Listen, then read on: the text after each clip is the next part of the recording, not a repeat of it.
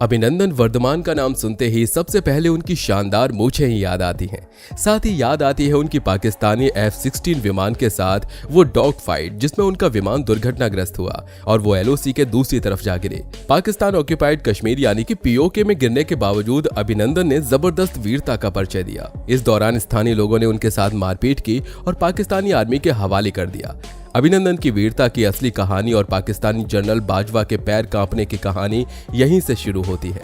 जी हां, पाकिस्तान के पूर्व विदेश मंत्री ख्वाजा मोहम्मद आसिफ ने खुद ये खुलासा किया था कि भारत के फाइटर पायलट अभिनंदन वर्धमान को पाकिस्तान ने भारत के डर की वजह से छोड़ा था। ख्वाजा मोहम्मद आसिफ ने यह बात पाकिस्तान के संसद में पिछले साल अक्टूबर के महीने में कही थी।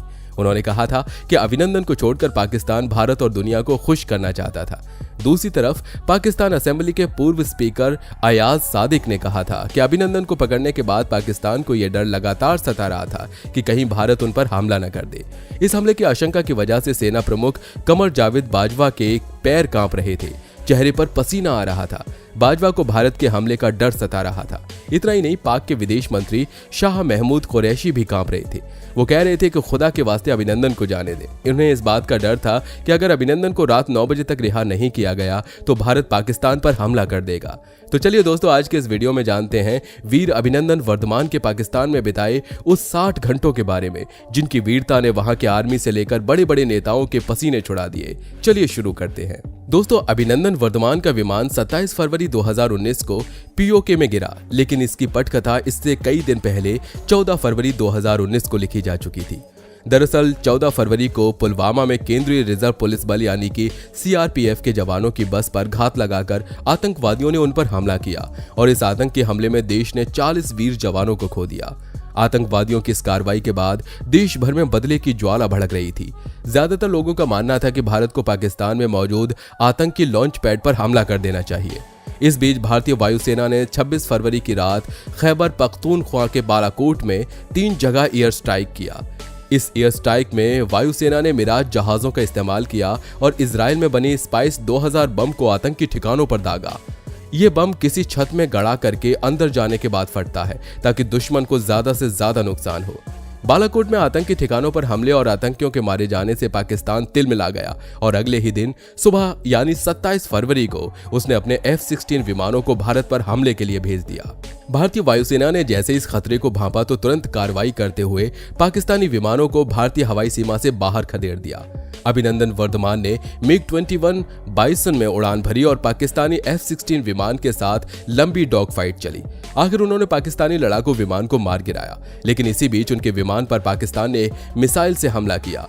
मिसाइल अभिनंदन के विमान से जा टकराई, लेकिन इससे पहले ही वो विमान से इजेक्ट हो गए और पाकिस्तान के कब्जे वाले कश्मीर में जा गिरे। इसके बाद की कहानी तो अभिनंदन की वीरता की दास्तान है। चलिए अब जानते हैं कि उन 60 घंटों की कहानी क्या है। ये बात है 27 फरवरी 2019 की, जब अभिनंदन MiG-21 से एक उड़ान भर रहे थे। वो कश्मीर में पाकिस्तानी एयरक्राफ्ट के घुसपैठ की निगरानी कर रहे थे। सूचना थी कि सीमा पार से पाकिस्तानी फाइटर प्लेन कश्मीर में घुसपैठ करने वाले हैं। सूचना सही भी थी। अभिनंदन ने पाकिस्तानी फाइटर जेट को खदेड़ा। इस दौरान वो पाकिस्तानी हवाई क्षेत्र में चले गए और उनके एयरक्राफ्ट पर पाकिस्तानी F-16 ने मिसाइल दाग दी, लेकिन इससे पहले उन्होंने पाकिस्तानी फाइटर जेट को मार गिराया और खुद को विमान से इजेक्ट कर लिया। अभिनंदन ने जब विमान से खुद को इजेक्ट किया उस समय वो भारतीय सीमा से 7 किलोमीटर दूर पाकिस्तान के कब्जे वाले कश्मीर में होरान गांव के ऊपर थे और वो गिरे भी वहीं। स्थानीय लोगों ने अभिनंदन को गिरते ही पकड़ लिया और वो पहचान गए कि ये एक भारतीय पायलट है, जिसके कुछ ही देर बाद गांव वालों ने उन्हें पूरी तरह से घेर लिया। खुद को दुश्मन से घिरा होने की भनक लगते ही अभिनंदन ने सबसे पहले अपने पास मौजूद महत्वपूर्ण कागजात को नष्ट करना शुरू किया।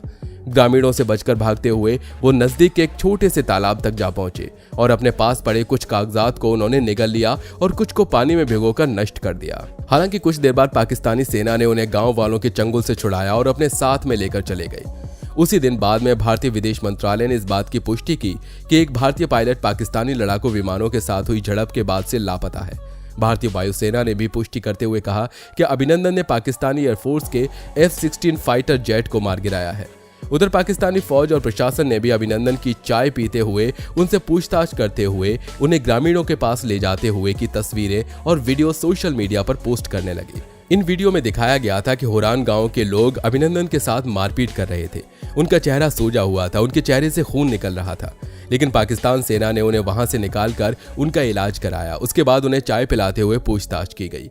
इन वीडियो को लेकर इंटरनेशनल लेवल पर काफी आलोचना भी हुई, क्योंकि ये जेनेवा कन्वेंशन के तहत गलत था, जिसके बाद पाकिस्तानी प्रशासन ने इन वायरल वीडियो को तुरंत अपने सोशल मीडिया से हटा दिया और अभिनंदन को सिर्फ 60 घंटे के अंदर ही भारत को सौंप दिया। उन्हें अटारी बाघा बॉर्डर से भारत में वापस भेजा गया। इसके पहले भारत ने पाकिस्तान पर कभी इतना ज्यादा दबाव बना दिया था कि उनकी सरकार, फौज और खुफिया एजेंसियां सभी डर के मारे कांपने लगे। खौफ तो इतना था कि उसकी बात पाकिस्तान के संसद तक में गूंज रही थी। पाकिस्तान के एक विपक्षी नेता ने कहा, एक मीटिंग के दौरान पाकिस्तान के तत्कालीन विदेश मंत्री शाह महमूद कुरैशी ने बताया कि पाकिस्तानी सेना अध्यक्ष जनरल कमर जावेद बाजवा के पांव कांप रहे थे और उन्हें फरवरी के महीने में पसीना आ रहा था। उन्हें डर था कि अगर विंग कमांडर अभिनंदन वर्धमान को रिहा नहीं किया गया तो भारत एक बार फिर रात के 9 बजे पाकिस्तान पर हमला बोल देगा। अपने इस बयान के जरिए पाकिस्तान में विपक्ष के नेता ने बताया कि अभिनंदन के पाकिस्तान में होने पर कैसे वहां खलबली मच गई थी, क्योंकि 26 फरवरी को भारतीय वायुसेना पहले ही 3 जगहों पर स्ट्राइक करके आतंकी ठिकानों को नेस्तनाबूद कर चुकी थी।